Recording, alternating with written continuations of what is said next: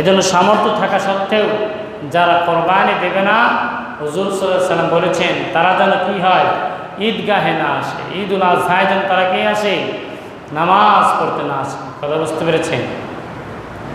এজন্য কোরবানির গুরুত্ব আছে না নাই? আছে। আল্লাহ রাব্বুল আলামিন বলেন, লা ইয়ানালুল্লাহু লুহুমুহা ওয়ালা দিমাউহা ওয়ালাকিন ইয়ানালুহু তাকওয়া মিনকুম। আল্লাহ রাব্বুল আলামিন মানুষের কাছে গোশত চায় না, রক্ত চায় না, কোনো কিছু চায় না। আল্লাহ রাব্বুল আলামিন মানুষের অন্তরের দিকে তাকায়।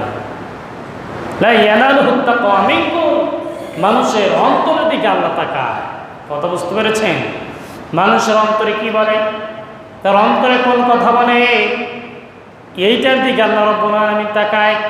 কারণ হলো আমরা ঈদুল আজহার দিনে যে পশু কোরবানি করব, এর গোশত, এর রক্ত, এর হাড্ডি, এর চামড়া, এর কোনো কিছু আল্লাহ রাব্বুল আলামিন নেন না। শুধু মানুষের অন্তরে কি তাকওয়া অবলম্বন হয়, এইটার দিকে আল্লাহ রাব্বুল আলামিন তাকিয়ে থাকে, এই তাকওয়া দেখে। কথা বুঝতে পেরেছেন?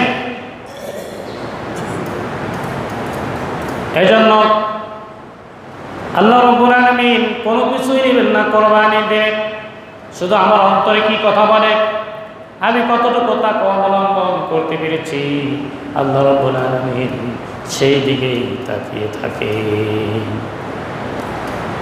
অনেকের নিয়ত আছে যে আমার অনেক সন্তান কোরবানি দিতে হবে, নাহলে তো কোরবানি না খায় থাকবে। অনেকেই চিন্তা ভাবনা করে আমি যদি কোরবানি না দেই তাহলে মানুষ কি বলবে। আবার অনেকেই চিন্তা ভাবনা করে সবেমাত্র আমার মেয়েগুলো বিয়ে দিয়েছি, নতুন জামাই বাড়িতে আছে ঈদের দিনে, তাহলে আমি যদি কোরবানি না দেই আমার জামাইগুলো তো গোশত খেতে পারবে না। এরকম অনেকের নিয়ত আছে না নাই? আছে।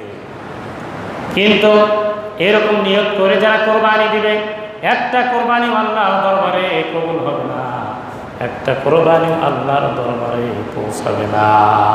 অথচ ঈদুল আজহার দিনে আল্লাহর কাছে সবচাইতে বেশি পছন্দ হলো কোরবানি করা।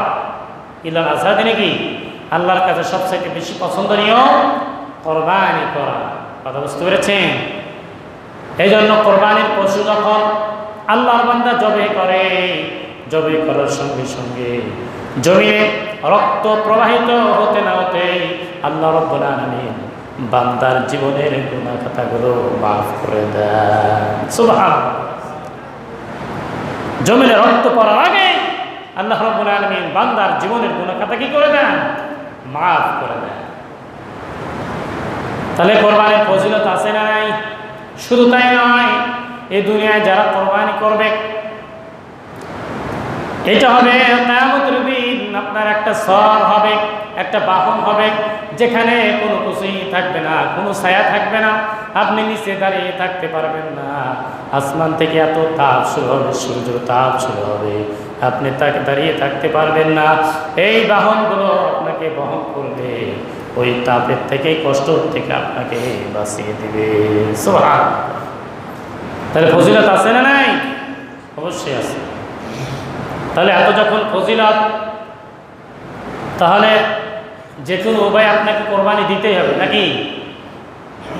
ইসলাম কিন্তু এটা বলেন নাই যে কোনো উপায় আপনাকে দিতে হবে, যাদের অর্থ করে আছে এরা দেবে। কথা বুঝতে পেরেছেন? কিন্তু অর্থ করে থাকা সত্ত্বেও যদি না দেন তাহলে কিন্তু আবার গুনাহগার হবে। কিন্তু ফজিলত অনেক। এজন্য আপনি ঋণ করে কোরবানি দিলেন, অথবা সুদা করে টাকা তুলে আবার কোরবানি দিলেন, ঘুষের টাকা দিয়ে কোরবানি দিলেন, এইসব কোরবানি আল্লাহর দরবারে কবুল হবে না। কিন্তু ঋণ করে দিয়েছেন ঠিক আছে, কিন্তু আপনার পরিশোধ করার অ্যাবিলিটি আছে, সামর্থ্য আছে, তাহলে আপনি ঋণ করে দিতে পারবেন। কিন্তু আপনি সুদা করে ঘুষ খায়া মানুষের কাছে অন্যায়ভাবে অর্থ হাতিয়ে নিয়ে এইসব টাকা দিয়ে কোরবানি দিলেন, এই সব কোরবানি কি হয়ে যাবে? নষ্ট হয়ে যাবে। কোরবানি আল্লাহ দরবারে কি হবে না? কবুল হবে না। তাহলে আমরা বুঝতে পারলাম কোরবানি দিতে হবে কি দিয়ে? হালাল অর্থ করে দিয়ে, হারাম টাকা দিয়ে কোরবানি দেওয়া যাবে না। আপনাকে হালাল উপার্জনের টাকা দিয়ে কোরবানি করতে হবে। কত বুঝতে পেরেছে? কি করতে হবে? হালাল টাকা দিয়ে কোরবানি করতে হবে। এখন কোরবানির পশু কি কি হবে, কোন কোন পশু দ্বারা কোরবানি হবে, আর কোন কোন পশু দ্বারা কোরবানি হবে না, আমাদের জানা দরকার আছে না নাই?